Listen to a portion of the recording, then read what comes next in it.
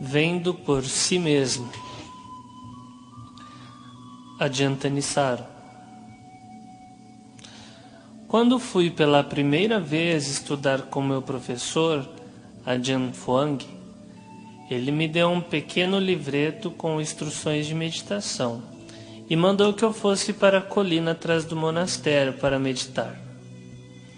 O livreto, escrito pelo mestre dele, Ajahn Lee, começava com uma técnica de meditação com a respiração e concluía com uma sessão mostrando como a técnica era usada para induzir os primeiros 4 níveis de dhyana. Nos anos seguintes, eu vi Ajahn Fuang dando o mesmo livreto para cada um dos seus novos praticantes, leigos e ordenados. No entanto, apesar do livreto conter descrições detalhadas dos dhyanas, ele mesmo raramente mencionava a palavra dhyana nas suas conversas e nunca indicava a qualquer um dos seus praticantes que eles haviam alcançado um determinado nível de dhyana nas suas práticas. Quando um praticante relatava uma experiência meditativa que se repetia, ele gostava de discutir não o que aquilo era, mas o que fazer com aquilo, no que focar, o que deixar de lado, o que mudar, o que manter inalterado. Então ele ensinava como fazer experimentos com aquilo.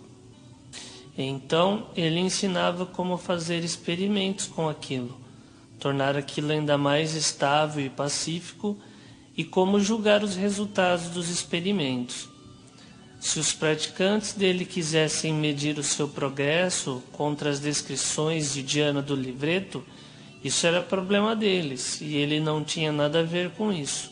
Ele nunca disse isso de um modo expresso, mas dada a forma como ele ensinava, a mensagem implícita era muito clara. E claros também eram os motivos implícitos para a atitude dele. Certa vez, ele me contou a sua própria experiência quando era um jovem meditador. Naqueles tempos não tínhamos livros que explicavam tudo, do jeito que temos hoje. Quando comecei a estudar com Ajahn Lee, ele me disse para trazer a minha mente para baixo. Então eu me concentrei para abaixá-la,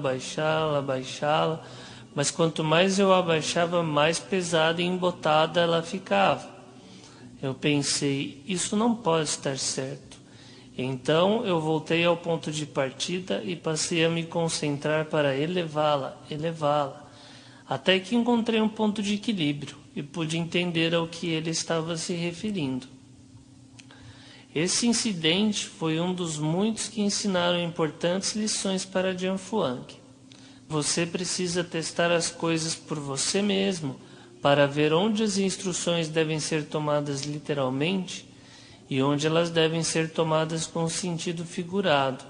Você tem de julgar por si mesmo quão boa está a sua prática, e você tem que ser engenhoso, experimentando e se arriscando para descobrir os meios para lidar com os problemas à medida em que eles surgirem.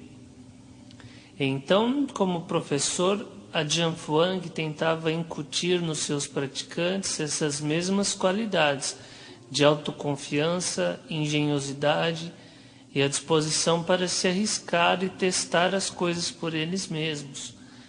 Ele fazia isso não só através de narrativas sobre essas qualidades, mas também colocando em situações em que você tinha de desenvolvê-las.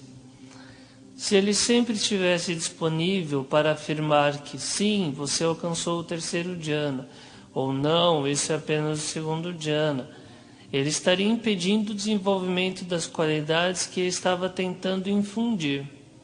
Ele, ao invés de seus próprios poderes de observação, estaria sendo autoridade sobre o que estava ocorrendo na sua mente, e você teria sido absolvido de qualquer responsabilidade de avaliar corretamente aquilo que havia experimentado. Como certa vez ele me disse, se eu tiver de explicar tudo, você irá se acostumar a receber as coisas numa bandeja. E depois, sem nenhuma experiência para entender as coisas por si mesmo, O que você fará quando surgirem problemas na sua meditação? Então, estudando com ele, tive de aprender a correr riscos no meio das incertezas. Se algo interessante surgisse na minha prática, eu tinha de permanecer com aquilo, observar aquilo ao longo do tempo, antes de chegar a alguma conclusão a respeito. E assim mesmo aprendi. Os rótulos que eu aplicava às minhas experiências não podiam ser esculpidos em pedra. Eles tinham de ser mais como notas num post-it, marcadores convenientes para minha própria referência, que eu talvez tivesse de descolar e grudar em algum outro lugar quando eu me familiarizasse com o território da minha própria mente. E isso resultou numa lição valiosa, aplicável a todas as áreas da minha prática. Apesar disso, a Jianfang não deixou a reinvenção da roda do Dhamma totalmente por minha conta. A experiência havia mostrado para ele que algumas abordagens em relação à concentração funcionavam melhor do que outras para colocar a mente numa posição onde ela poderia exercer a sua engenhosidade e julgar com precisão os resultados dos seus experimentos. Ele era bastante explícito ao recomendar essas abordagens. Dentre os pontos que ele enfatizava estão os seguintes: uma forte concentração é absolutamente necessária para o insight libertador. Sem uma base firme na concentração, a Jianfang dizia sempre que é como o insight é simplesmente uma porção de conceitos. Para ver com clareza as conexões entre o sofrimento e as suas causas, a mente tem que estar muito estável e tranquila. E para que fique tranquila, ela necessita da intensa sensação de bem-estar que só uma forte concentração pode proporcionar. Segundo, para obter o insight num estado de concentração, você tem de permanecer nele por muito tempo. Se você empurrar com impaciência de um nível de concentração para o seguinte, ou se tentar analisar um novo estado de concentração demasiado rápido depois de tê-lo atingido, você não lhe dará oportunidade para mostrar todo o seu potencial e não dará a si mesmo oportunidade para se familiarizar com ele. Então você tem que continuar trabalhando nisso como se fosse uma habilidade, algo que você possa acessar em todas as situações. Isso o capacitará a ver esse nível de concentração sob perspectivas variadas e testá-lo ao longo do tempo, para ver se ele realmente é completamente bem-aventurado, vazio e desprovido de esforço, como pode ter parecido à primeira vista. Terceiro, o melhor estado de concentração para desenvolver o insight abrangente é aquele que inclui a consciência em relação ao corpo todo. Havia duas exceções à prática usual de Jianfang de não identificar o estado que havia sido alcançado, e ambas envolvem os estados de concentração incorreta. A primeira é o estado que surge quando a respiração se torna tão confortável que o seu foco deriva da respiração para a própria sensação de conforto. A sua atenção plena começa a nublar e a sua noção do corpo e do que está à sua volta se perde numa bruma prazerosa. Quando você emerge, é difícil identificar exatamente no que estava focando. A Jianfang chamava isso de Moha Samadhi, ou concentração deludida. O segundo estado foi um que experimentei certa noite, quando a minha concentração estava extremamente unificada e tão refinada que se recusava a se estabelecer ou rotular até mesmo os mais fugazes objetos mentais. Eu acabei caindo num estado no qual perdi toda a noção do corpo, de todos os sons internos e externos, de todos os pensamentos e percepções, embora ainda houvesse um mínimo de consciência para que soubesse, quando emergi, que eu não havia estado adormecido. Descobri que podia ficar nesse estado durante muitas horas, e no entanto parecia que o tempo voava. 2 horas pareciam 2 minutos. E também podia programar-me para sair desse estado depois de um tempo determinado. Depois de experimentar esse estado durante várias noites seguidas, eu relatei o ocorrido para Jian Fuang, e a primeira pergunta dele foi: "Você gostou disso?"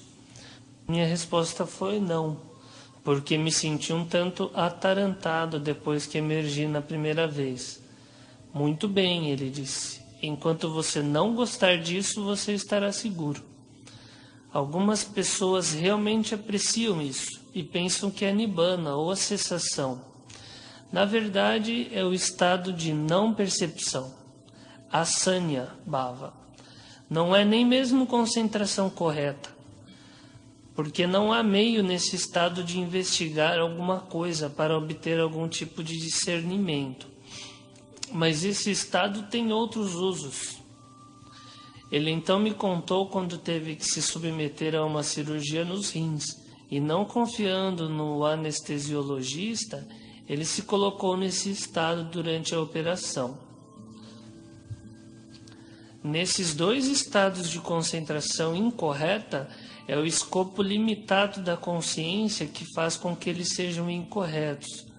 Se grandes áreas da sua consciência estiverem bloqueadas, como será possível desenvolver um insight abrangente? E como tenho notado em todos esses anos, as pessoas adeptas da obliteração de grandes áreas da consciência, através da intensa unicidade da mente, tendem a ser adeptos psicológicos da dissociação e da negação. É por isso que a Jian Fuang, seguindo a Jian Li, ensinou uma forma de meditação da respiração que objetivava uma consciência abrangente da energia da respiração por todo o corpo, fazendo várias tentativas com ela para obter uma sensação de conforto e depois acalmando-a para que ela não venha interferir com a visão clara dos movimentos sutis da mente. Essa consciência abrangente ajuda a eliminar os pontos cegos nos quais a ignorância gosta de se ocultar.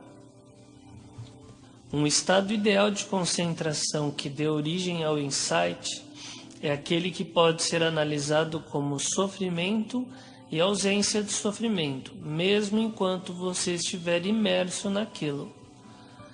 Uma vez que a sua mente estivesse firmemente estabelecida num estado de concentração, a Jian Fuang recomendava elevá-la do seu objeto, mas não tão distante que a concentração fosse destruída. Dessa perspectiva, você poderia avaliar quais níveis de sofrimento ainda estavam presentes na concentração e abandoná-los. Nos estágios iniciais, isso em geral envolvia ter de avaliar como você estava se relacionando com a respiração e detectar níveis mais sutis de energia da respiração no corpo, que poderiam proporcionar uma base para níveis mais profundos de calma. Uma vez que a respiração estivesse perfeitamente tranquila e a noção do corpo começasse a se dissolver numa névoa sem forma, esse processo envolveria detectar as percepções de espaço, conhecer, unidade e assim por diante, que apareceriam no lugar do corpo e que poderiam ser descascados como as camadas de uma cebola na mente. Em cada caso, o padrão básico era o mesmo: detectar o nível de percepção ou fabricação mental que estava causando o sofrimento desnecessário e deixar aquilo de lado por um nível de percepção ou fabricação mais sutil, até que não houvesse nada mais para deixar de lado. É por isso que, enquanto a sua consciência estivesse calma e alerta em todas as partes, não importava se você estava no primeiro ou no último dhyana, pois a maneira que o estado de concentração era tratado era sempre a mesma. Dirigindo a sua atenção para as questões do sofrimento e da sua ausência, A Jian Fuang estava direcionando você para os termos com os quais avaliar o seu estado mental por si mesmo, sem ter de recorrer a uma autoridade externa. E como resultado, os termos que você pode avaliar por si mesmo, sofrimento, a sua causa, a cessação e o caminho, são aquilo que definem as 4 nobres verdades. Como disse o Buda, quando você vê as coisas de acordo com essas verdades, elas podem conduzi-lo à completa libertação.